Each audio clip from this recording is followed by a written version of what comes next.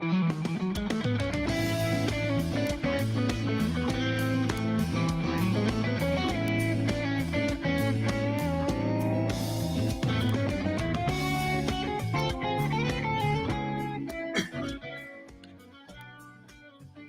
from Nashville, Tennessee, this is Hope for the Caregiver, the nation's #1 show for the family caregiver. I am Peter Rosenberger, bringing you 3 decades of experience to help you stay strong and healthy as you take care of someone who is not.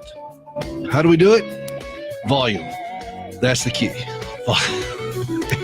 And we're here to take your calls, 800-688-9522. And we are looking at the 65 million Americans every day who put themselves between an impaired loved one and even worse disaster. How do you help those people? What does it look like? How do you strengthen them? How do you keep them fiscally healthy, emotionally healthy, all of the above? What does that look like? That's what this show is about, and we'd love to have you on the show. 800-688-9522. I do have some special guests in the studio with me today. And I'll just go around the room here. But first, wait a minute. I almost forgot. Himself, the Baron of the Board, the Sultan of Sound, the Earl of Engineering, the man who put the word care into karaoke. He is John Butler, the Count of Mighty Disco, everyone. I mean, do you really want me to do some karaoke? Because I love karaoke. I have no doubt. Oh, of course. I mean, come on. John, I have a room full of guests in here. You've got a crew in there. I don't know what's going on. Are you wrangling today, or I mean, what's up? Well, I had last year we had the great pleasure of having Aaron Tornquist on to bring awareness to this particular month, which is Down Syndrome Awareness Month. And Aaron drug his father in here with him, Greg, and Aaron had such a great time being on the show. Other way around. We had such a great time having Aaron on. We did. And Aaron told me, he said it was a dream come true. Yeah, it was. Well, and you're back. Yes, and I told you I'd have you back, and you've been asking your dad all year long, is Peter going to have me back? Yes, I keep telling my dad every year about this. And so, well, we are. We're going to make this a tradition with you, and we're glad you're here. Greg and I have been talking about this, and then I invited Rob Galbraith, who's also been on the show when we first started the show. I think it's been a while, 3 or 4 years. And all of us, Rob and Greg and I, have something in common. All 3 of us are caregivers, or have been caregivers in our lives. And I think between the 3 of us, we bring about 100 combined years of experience. I'm good for 40. You had 30, and I got 32. So yeah, that's if I do math right. John died at 34, so Yeah, I thought he was going to say it had in common. I thought he's going to say we were all part of the Sheila Ray tribute band. That's true. You know, The Richard and Sheila Ray. Richard and Sheila Ray tribute band. Well, there is that. That's but a whole other story. But we and I wanted, a lot of times when you hear the word caregiver, you think of middle-aged women. That's the norm. But we got 3 guys around the room here who have, in various roles, 2 as dads, 1 as a husband. And so we want to talk to men out there and spend some time today. We're going to talk also a little bit about dealing with special needs family and what's involved. What are some of the things that go on? And so if you want to be a part of that show, you can call in 800-688-9522. The Count himself will take your call. But first, Aaron said he's going to help me introduce our segment at the top of the hour, which is the Caregiver tip for the day. And that's our theme song. You didn't hear that, Greg. Greg doesn't have headphones on, but we have the old Batman theme for the Caregiver tip. And the Caregiver tip of the day is brought to you by Standing with Hope, which is the presenting sponsor of this show. And standingwithhope.com. And that's the ministry Gracie and I founded many, many years ago. We do 2 programs for family caregivers, which this show is a part, and then also for Gracie's fellow amputees in West Africa. We just returned from a trip there recently where we're putting legs on her fellow amputees, and you can be a part of that at standingwithhope.com. Go take a look and see what we've been doing. But our caregiver tip of the day is push back against the isolation. Push back against the isolation. Isolation is one of the toughest issues that caregivers face. And Rob, you and I have talked about that a lot. I want to, since you're the eldest among us. And so I got that going for me, which is nice. You remember that, Peter? Right out of Caddyshack. Yeah, so I got that going. On your deathbed, he tried to stiff me. But you and I have talked about this many times, and you've said one of the first things happened when Jonah was born. Oh, I know what you're talking about, isolation. And what you guys felt with the isolation. So talk about that. Well, when you said isolation, I wonder exactly what kind of isolation you're talking about. But you feel like when you have a problem like that in your family, at least we did, we felt like we were the only people in the world that had that problem. We didn't know anybody else. And so that was the shock of it. And you start dealing with it. And then we didn't feel like we were part of any kind of a community or getting help until we found the Kennedy Center over here, which was mainly for kids with Down syndromes, but they had kids with a lot of other stuff too. And then Jonah and then my daughter Lacey went down there as a role model. She was 2, Jonah was 5. But for the longest time, man, we didn't, it's like nobody could tell us anything. We didn't have any. Now, this was in Nashville. Right, in Nashville, yeah. So no doctors came to you and said, hey, here's a program. When Jonah was born, I went to the doctor that delivered him, and he had all these severe problems. And I went to the doctor a few days later, told him, said, I'm not sure what to do here. And he said, just take it home and love it. That's what this genius told me. Yeah. He knew nothing about it. He'd never delivered a child evidently with serious problems before. Then later on, we met the doctors at Vanderbilt, who were the high-risk pregnancy doctors. They were wonderful. But then in between then, we finally found the Kennedy Center over here at Peabody, which became part of Vanderbilt, and met other people that had kids with problems. But until then, man, it's, So in that isolation that you felt, you felt literally alone. Well, yeah, we didn't know anybody. Jonah had serious physical and mental problems, and we didn't know anyone that had any like that. There's a lot of kids out there with problems. You just never see them, What were ways that you were able to push back against it, or were you? We weren't. Basically, we thought about moving to California or something because I wasn't really that country all that much at the time, and we can't go. We finally found Harris Hillman School. Well, there wasn't any way, Peter. We didn't know. Let me back up a little bit. Rob's been a longtime producer, musician here in Nashville. Worked on I don't know how many records. Kenny Rogers, Ronnie Millsap, just to name a few, and been doing this for years. Greg is a longtime songwriter, musician, been in bands since the 60s. In fact, we were coming up here in the studios and see all these bands today with their long hair and everything else. And I said to Aaron, that looks like your dad. And Greg said, no, my hair was much longer. Yeah, it was a different time then. Bones. But so you were in the music business and you weren't that locked into a country music path. So you were thinking about taking it on the road and going to LA with it, where there'd be better facilities. Music I was involved in more back then. It changed about 10 years later, but back in the late 60s, early 70s, music I was involved in was more R&B, rock, pop type stuff. It wasn't country at all. And I thought about, but we, never made plans to move out to California. And I'm glad we didn't, because I'm a Southern boy, born and bred. But it's, and then after Jonah, and we've made some ties here in Nashville, and we thought, well, we can't go. We're so blessed with what we did find between the Kennedy Center and Harris Hillman and one thing and another. But it was, when you first have a child like that, man, if you don't have anybody, to commiserate with and talk to and help you, then it's tough. I told people, man, I wouldn't want to go through that again. It was one of the hardest things I went through in my life. I wouldn't wish that on anybody, but it enriched my life more than anything else. It made me put things in perspective that Jonah's life did. And it was tough, but when you look back on it, it just made you realize what's a lot of things that are important and a lot of things that aren't important. And it was a huge blessing from that standpoint. He blessed a lot of people, but it was a tough one. Well, Greg, isolation, same thing. You had a difficult diagnosis as well. Well, our doctor didn't say take it home, but he said, don't take him home, just leave him with the state, and they will care for him until he expires. When Aaron was born, the life expectancy of Down syndrome child was 25 years. Get that a little bit closer to you. When Aaron was born, the life expectancy of someone with Down syndrome in the United States was 25 years. And that's because parents were advised to take their children or take their babies, leave them with the state, not just the state of Minnesota where Aaron was born, but all the different states. I've heard this from many parents. Now, Aaron, lean a little close to the microphone and tell us what was you just had a birthday, and how old are you? I'm 40 years old. 40 years old.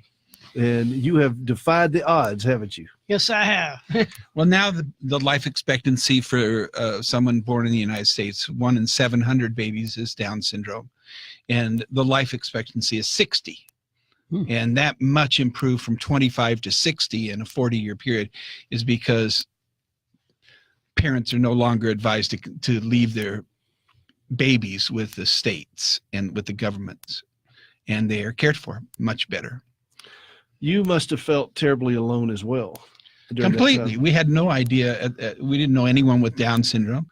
We didn't know anyone who was familiar with Down syndrome. And we lived in a small town in Minnesota where the weather was not conducive to anyone with Down syndrome. And so we moved to Nashville because of Aaron. Why Nashville? Well, because I was involved with the music business in Los Angeles before I moved to Minnesota. I was still involved with it long distance and had friends who were moving here to Nashville at that time. And I also was raised with Southern parents and Southern. I felt comfortable with Nashville and the weather in Nashville was much, much better for Aaron. Peter, if people in their 50s, 60s, and 70s could have children and had a Down syndrome child or a child with handicap, any kind of handicap, challenged in any way, they'd be a lot more aware of it and not shocked as much and know how to handle it more. But, you're 20 years old, 20-something, the whole world, you just out of college or something, the whole world revolves right around this, and you don't know that. How old were you when Jonah was born? I was 29, Mary was 28. I was 30 when Aaron was born. So you were very, very young, very, very alone. Did you have a good church situation around you? No. Yes, we did have I don't know about good, but we did have a church situation around us, but they didn't know how to react to it either. No one knew what to tell us. We're gonna talk about this a little bit more. This is Hope for the Caregiver. And we are on a mission to punch against that isolation. That's our caregiver tip of the day, is to punch against that isolation.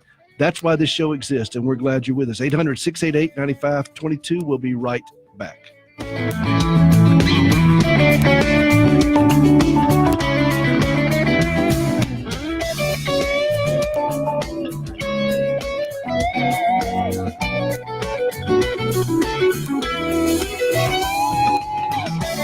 Here's some great news. If you missed the deadline to sign up for health insurance, or if you signed up for a plan you're not happy with, you still have a choice. MediShare is a healthcare sharing program. Hundreds of thousands of Christians are part of this. It can save you a lot. Typical savings for a family is about $500 a month. You can join MediShare anytime. It's easy to call and look into it. There's no pressure at all. And man, what a difference it can make. 855-25-SHARE. That's 855-25-SHARE.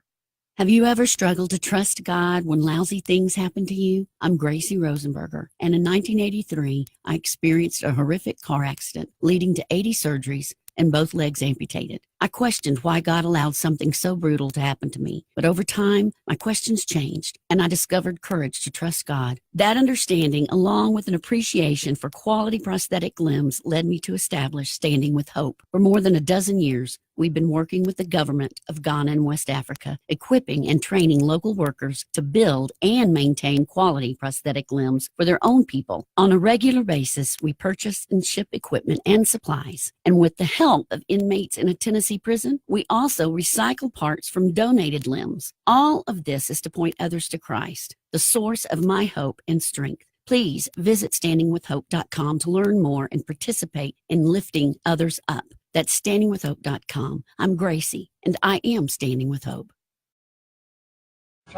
Really? It's a show for caregivers. You need some energy, man. Come on. Really, John? I mean, there are people out there right now who are struggling. They're weeping, and then you play this stuff, and they're just banging their head against the wall.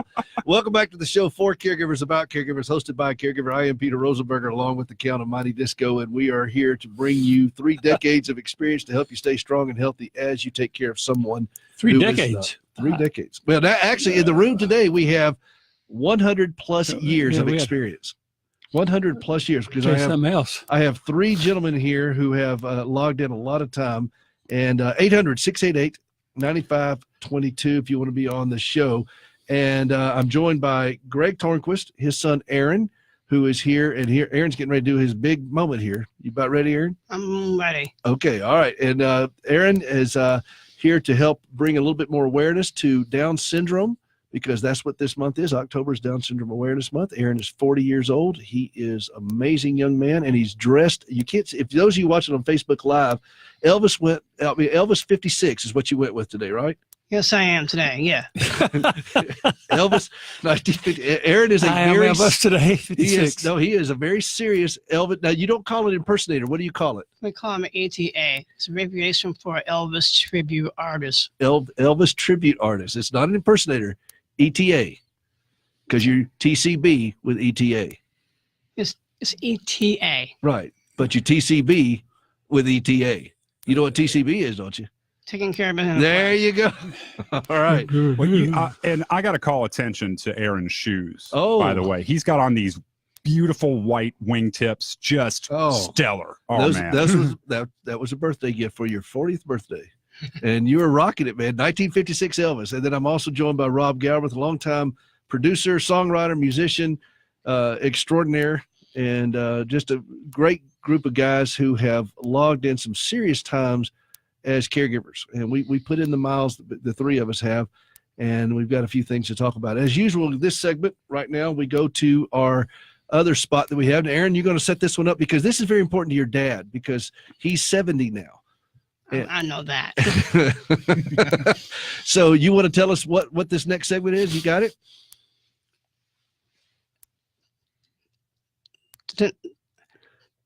Today is a senior moment for the day. Today's senior moment. I don't need your rocking chair. Today's senior moment brought to you by Morning Point Senior Living and Memory Care Center. Are you liking my show, Rob? I think was that Hank Jr. No, that was George. That was George. Today's senior moment brought to you by Morning Point Senior Living and Memory Care Center, morningpointe.com, POINTE. I just got to host a great event with them the other night where they had Seniors Got Talent, and it was a lot of fun. And but today's senior moment, our little thing we want to talk about is check your apps. Check your apps, check your bills. Sometimes we forget that we leave things going and we're paying $2 here, $4 here. You know, the cable company just keeps hiking things up and we don't bother to check. And guess what? We're just having money just fly out the door. And so if you got it and you don't care about it, don't worry about it. But if you need the money, check your apps on your phone, because those little $2 things will add up after a while, don't they, John? They absolutely do add up. And another thing is, even if it's not something that is a subscription service or something like that, if you're on a limited data plan, even if it's free, if it's sucking up data and you don't use it, you're ending up spending that money elsewhere as well, and you don't need to be doing that. So if it's a useless app, if you find that you haven't been using it in the last month or two, maybe think about deleting Check your cable bill, check your home security bill, all those kinds of things. I know that my sister-in-law went through my folks with it, and they had just an enormous amount of little fees here and there. They weren't even using it, and it was just money just going out the door. So that's our senior moment. Today's senior moment, Aaron. Senior moment for today. That's it. You did a great job. All right, 800-688-9522. We're talking about isolation today, and we're bringing some tough topics, but we're all grizzled veterans around here. We all have Arctic blonde hair. Hey, speak for yourself. Except for John. John's the baby in there. But Arctic blonde. Arctic blonde is the hair color today. For those of you watching, senior hair color of the day is Arctic blonde. Brought to you by But if you want to watch also on Facebook Live, you can go out to Hope for the Caregiver on Facebook Live, and I'll put this out on our YouTube channel a little bit later. And the caregivers suffer from 3 I's, and I'm going to let you guys unpack this a little bit as the show unfolds. We lose our independence, we become isolated, and we lose our identity. Greg, did you feel? You and I've talked about this, and you didn't think about it in those terms until afterwards, and you kind of look backwards over your life and realize, oh man, that's exactly what was going on. Actually, you're the one who turned me on to that, Peter, to the 3 I's, and it just made perfect sense. I did feel like I had lost my independence. I mean, it's not something you recover if you're in it for life, and I'm in this for life. You lose your independence, but when you do that, your identity does change.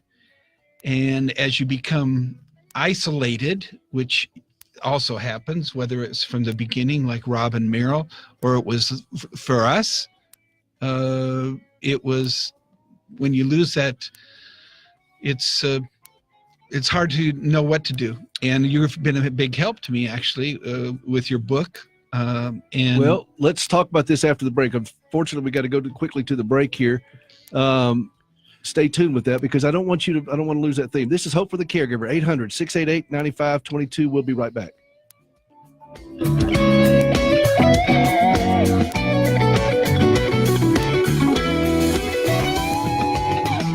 Here's some great news. If you missed the deadline to sign up for health insurance, or if you signed up for a plan you're not happy with, you still have a choice. MediShare is a healthcare sharing program. Hundreds of thousands of Christians are part of this. It can save you a lot. Typical savings for a family is about $500 a month. You can join MediShare anytime. It's easy to call and look into it. There's no pressure at all. And man, what a difference it can make. 855-25-SHARE. That's 855-25-SHARE.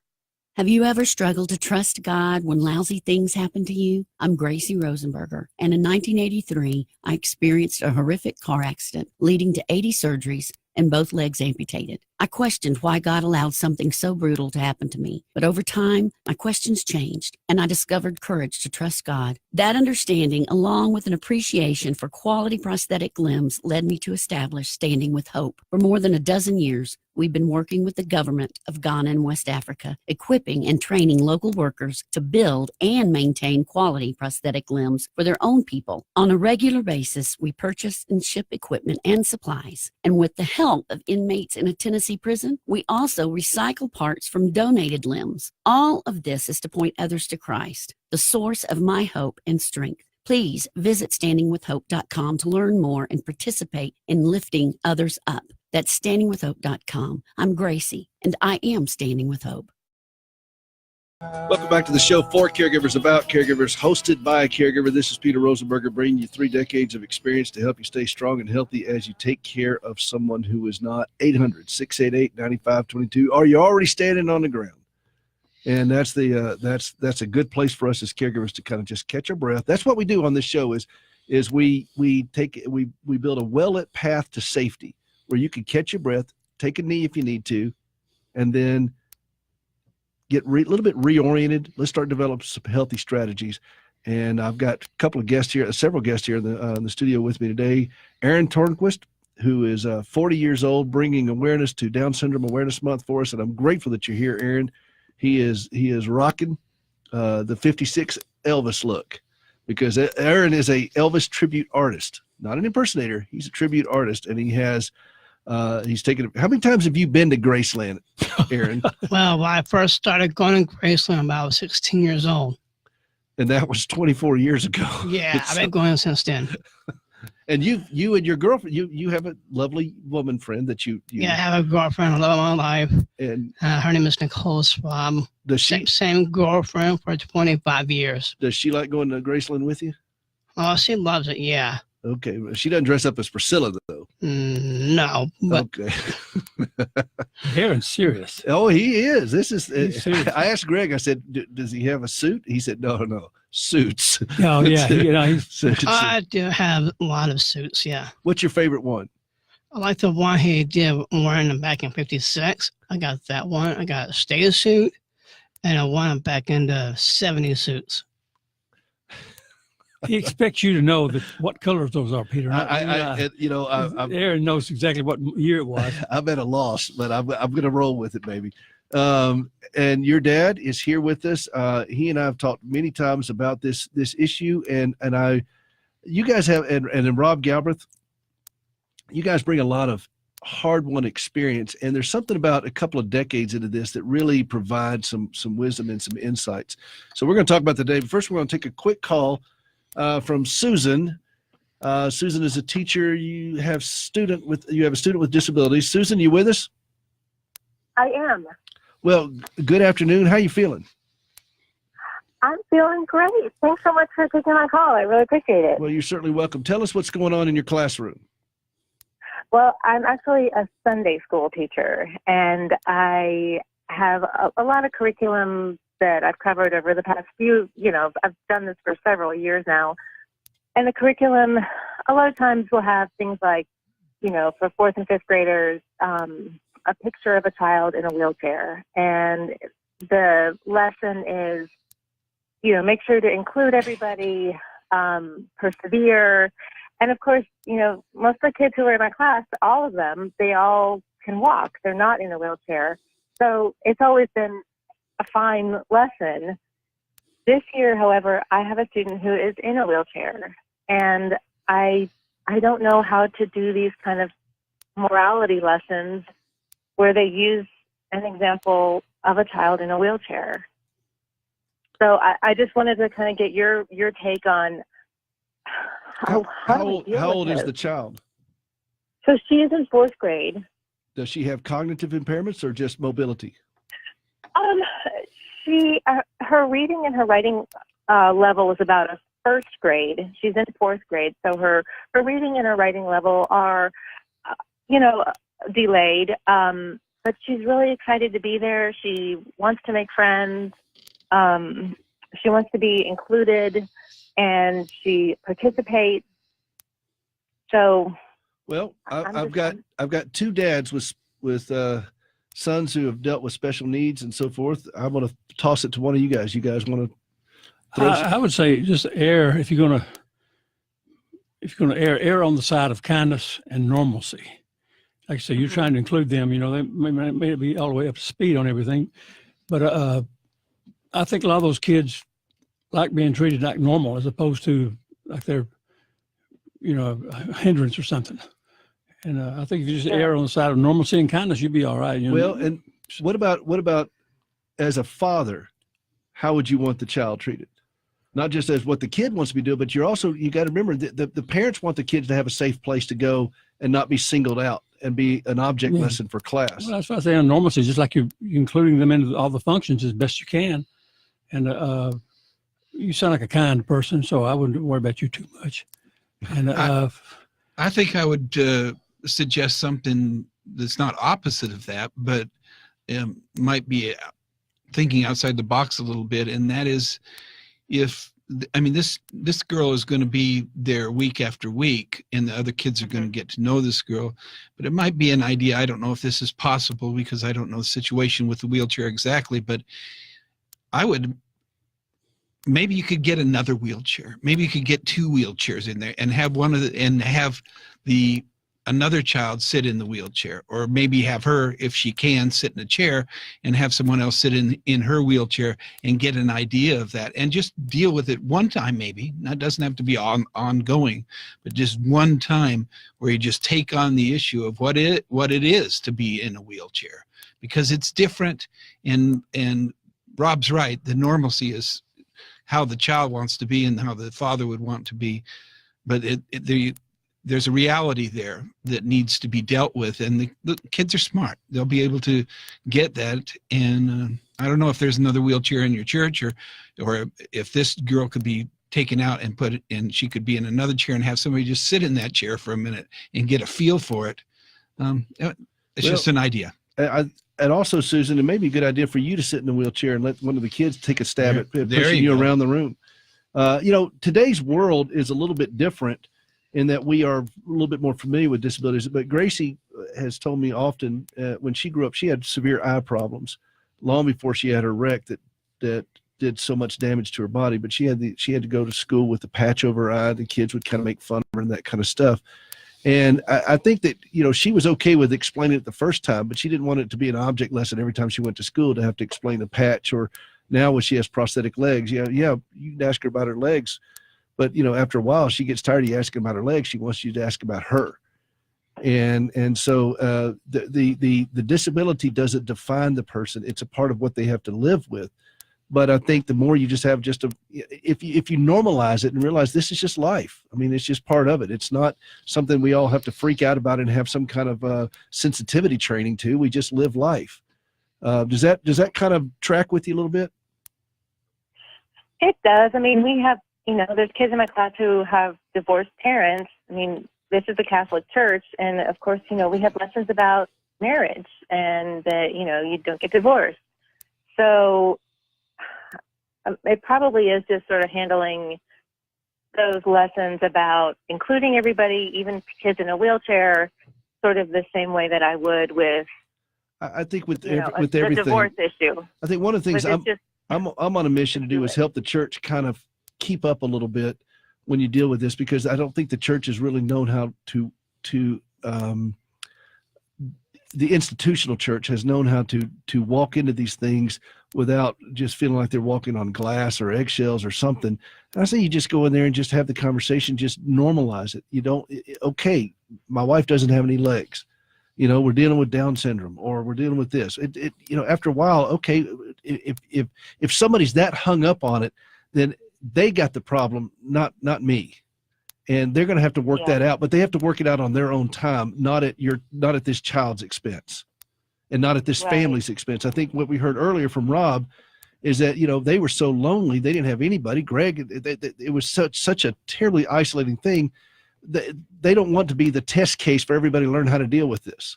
Just be family. Just be. One thing I found, I don't know how to help Susan, but you went through. See if she's got something specific. What'd you say? That was John. Okay.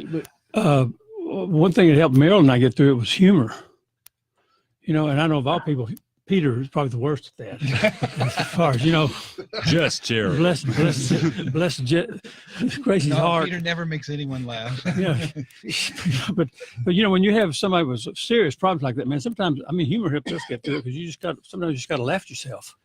Well, you do. And situations. And John said, Susan, you had something a little bit more specific you wanted to address. Well, it's just these, I don't want to objectify it. I don't want to objectify this girl. I don't want the lesson to be about, look, and there's this girl in this picture and she's in a wheelchair, and then my student sitting over there feeling weird or dumb, or I don't want to make. Well, Susan, one of the ways that I handled that with Aaron and Down syndrome earlier in his life was when he asked about it, I'd say, okay, you do have Down syndrome, but this person has red hair, and this person has no leg, and this person has something else, and everybody has something. Yours is Down syndrome. And I wasn't trying to sugarcoat it. I'm not exactly sure where you're going with the objectifying, but I don't think it has to be a Sunday school lesson each week. No. And I think that's what you want to do is eventually, okay, the novelty of it, of wheelchairs and prosthetics and Down syndrome and everything else, the novelty of it kind of wears off after a while. Yeah, Susan, I would say, don't overthink it. You sound like a nice person. You're probably worried about it too much. Just, do what feels natural to you and just treat the child normally and let them be part of the group. Yeah. And they'll fall in there. Kids will take care, kids will handle that. Well, and make an effort to let the parents know that the kid is safe and not being singled out for object lessons or whatever, that the kid is, that we're just glad to have your kid here with us. And I guess that was my question was, do you guys think that she should reach out to the student and parent about this?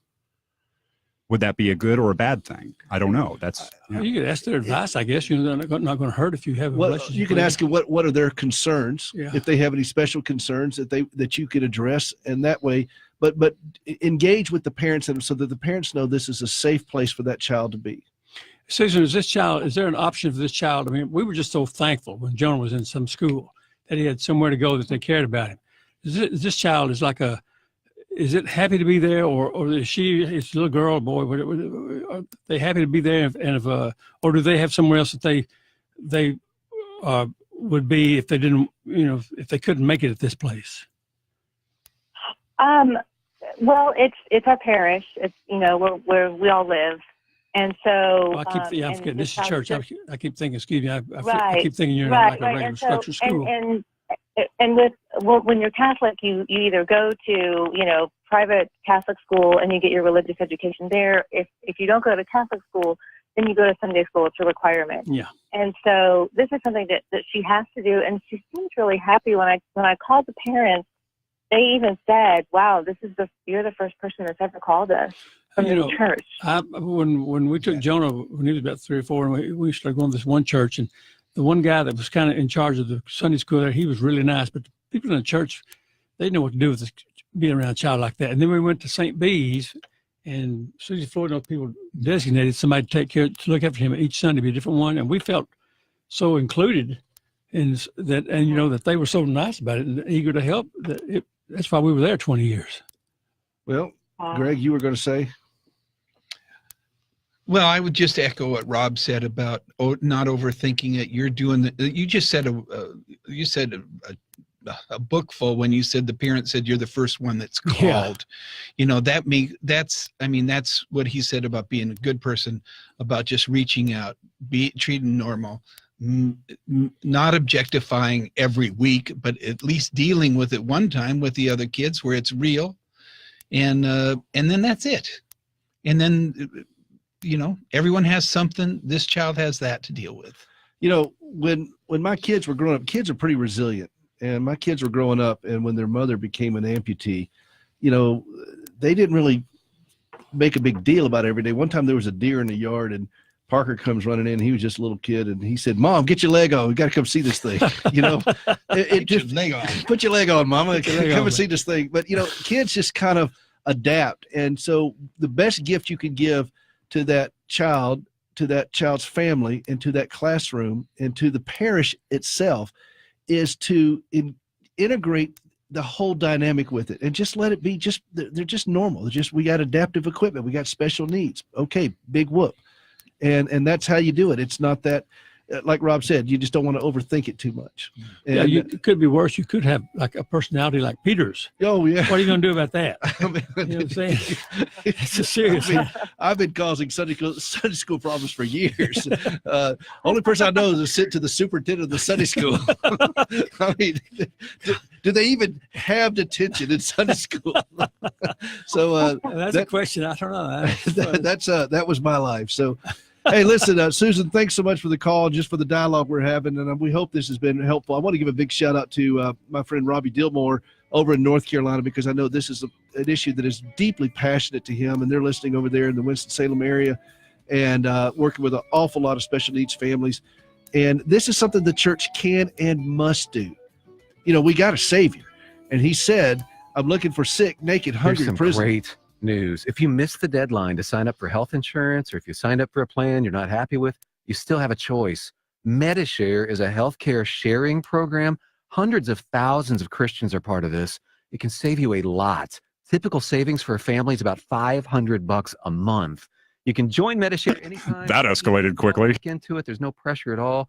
And man, what a difference it can make. 855-25-SHARE. That's 855-25-SHARE.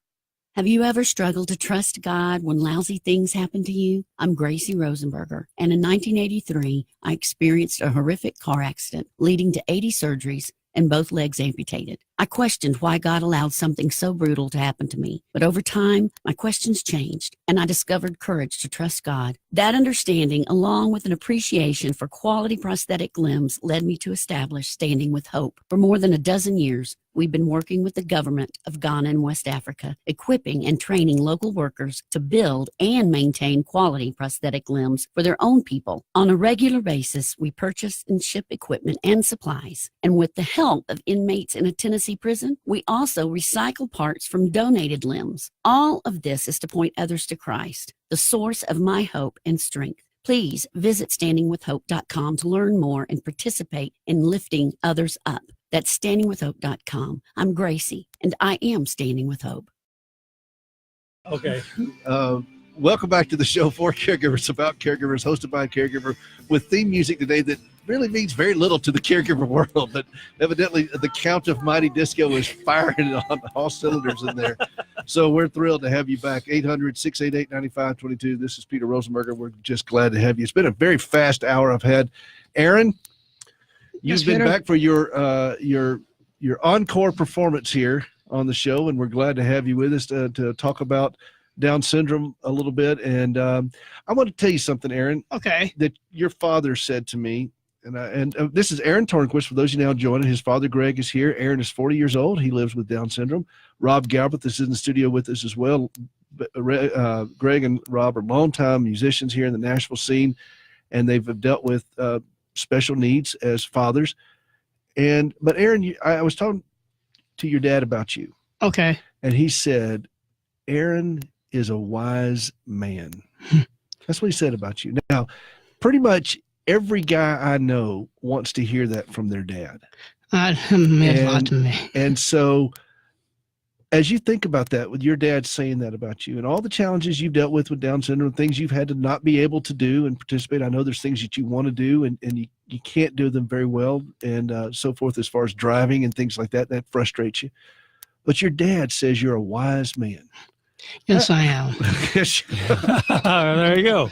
All right. How does that make you feel as you look at your dad? You guys have been through some rough rivers together. Well, yeah, I've been with my dad for 40 years, and I was born in Minnesota. When my dad said about where Down syndrome people can't survive out there in Minnesota, and I moved to Nashville. I was about 4 years old, and I graduated from Harrisburg High School.